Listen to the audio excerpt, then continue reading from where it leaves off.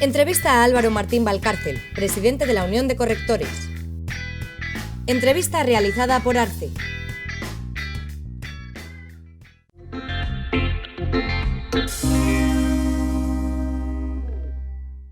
Bueno, habría que distinguir dos vertientes. Si hablamos desde el punto de vista de la corrección como necesidad que tiene un texto, ya sea de una editorial, o sea una revista o cualquier texto, cualquier comunicación, yo creo que la corrección está bien, porque la gente se preocupa porque las cosas estén bien escritas. Otras cosas que la industria no le facilite acceder a productos que estén bien escritos. En la parte empresarial, la corrección de textos, bueno, pues sufre los avatares de toda la industria. Es decir, sabemos que hubo una crisis muy importante, supuso una pérdida de empleo, supuso caída de tarifas. Nos vamos recuperando, pero aún así el nivel que había antes de la crisis no se ha recuperado y dudo mucho que se llegue a recuperar. A eso se añade la indefinición de la profesión de la corrección del corrector de textos en comparación con otras como por ejemplo la traducción. La corrección no está regulada, no tiene una carrera, no hay, con lo cual vive en una indefinición que no ayuda precisamente a la profesionalización y al aumento de tarifas. O sea, en la edición no ha prescindido de la corrección, lo que ha hecho fue se hundieron las tarifas amparándose en que se vendía menos. Yo no creo que haya una falta de respuesta en el mundo de la edición, lo que hay es un tipo de editores y otro. Para mí, el que no confía en la corrección no es un editor en el amplio sentido de la palabra, es un impresor.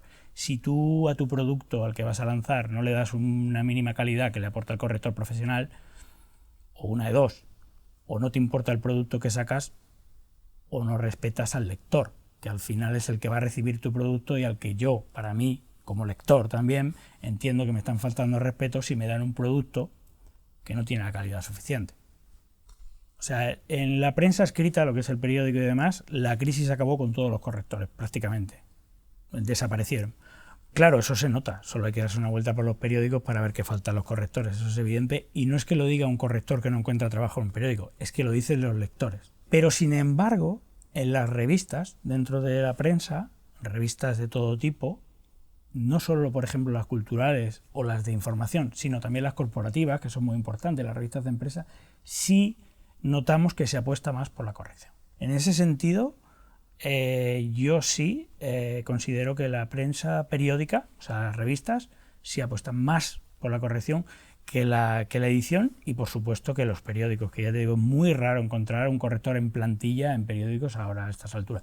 Los hay, pero muy poco, muy poquitos. En general, lo que diferencia una revista de un libro, por ejemplo, una narrativa, son primero los plazos, el tamaño del proyecto. Cada texto de una revista va escrito por una persona distinta, cosa que no te sucede en un libro, con lo cual mucho de tu trabajo no solo es corregir, sino también unificar. Cuando un corrector entra a trabajar en una revista, por ejemplo cultural, lo primero que tiene que hacer, o debería, es crear un libro de estilo de la propia revista y sobre eso trabajar.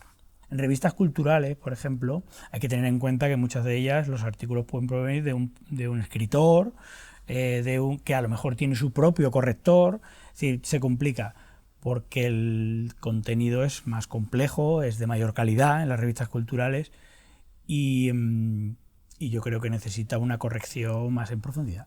Para nosotros, en dos vertientes. Primero, en herramientas. Para nosotros, para un corrector, la herramienta básica es el Word, denostado por muchos, pero para nosotros es básico. La mayoría de las correcciones, sobre todo las de estilo, que es la primera, ¿no?, la que haces cambios de contenido, se hace en Word. Y luego están entrando otra serie de programas, pues tipo Adobe InDesign, InCopy, algunos tal.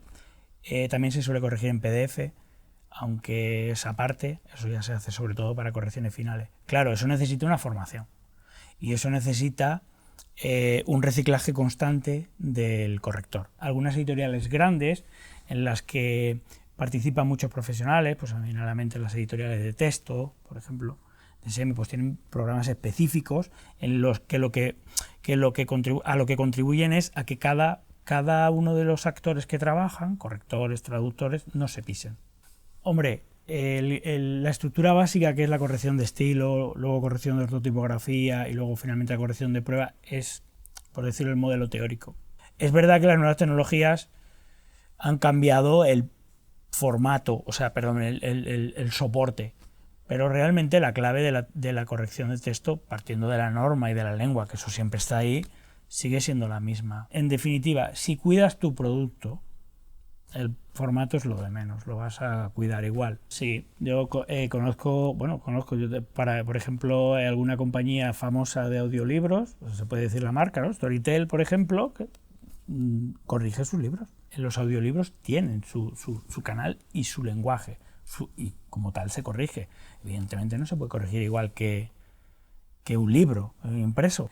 El buen corrector tiene que tener presente no que tenga una tilde o que tal, sino que va a ser es un texto para ser interpretado. Yo puedo cometer errores cuando narro un libro, pues eso es lo que cuida el... Hombre, yo mi relación con las revistas culturales, conozco cuando empecé a estudiar periodismo, encontré en la biblioteca la revista Occidente. Me acuerdo que era por aquellos entonces, una guerra más árabe-israelí, y empecé a leer unos artículos buenísimos por profundidad, y esa es la clave. Para mí la clave de las revistas culturales es la profundidad. Una revista cultural supone sentarte en un sillón como este y disfrutar de artículos como quien disfruta de un libro. Son otro tipo. Al final, a las revistas culturales no hay que... Yo me centro más en lo de cultural que lo de revista, porque revista muchas veces la gente se queda en que son muy perecederas, y precisamente las culturales de todo el universo de revistas son las que más permanecen, sin duda.